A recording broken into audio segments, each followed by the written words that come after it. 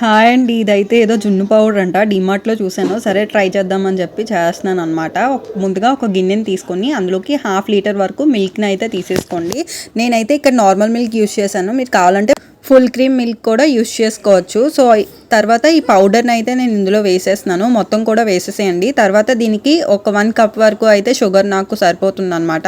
So ఇది కూడా వేసేసి షుగర్ కరిగేంత వరకు బాగా విస్కర్తో మిక్స్ చేసేసుకోండి ఉండలు లేకుండా. తర్వాత ఇందులోకే కొద్దిగా యాలకుల పౌడర్ ఉంటుంది కదా, సో అది. తర్వాత ఇందులోకే పెప్పర్ పౌడర్ని కూడా నేను ఇందులో వేసేసాను. వేసిన తర్వాత ఒకసారి బాగా మిక్స్ చేసేసుకోండి. పెప్పర్ అనేది కొద్దిగా కచ్చాపచ్చాగా దంచుకోండి. తర్వాత ఒక కుక్కర్ని తీసుకొని అందులో కొద్దిగా వాటర్ పోసుకొని ఇందులోకి ఆ గిన్నెని ప్లేస్ చేసేయండి. తర్వాత దాని మీద మూత పెట్టి కుక్కర్ని అయితే మూత పెట్టి ఒక 3 విజిల్స్ పెట్టుకోండి.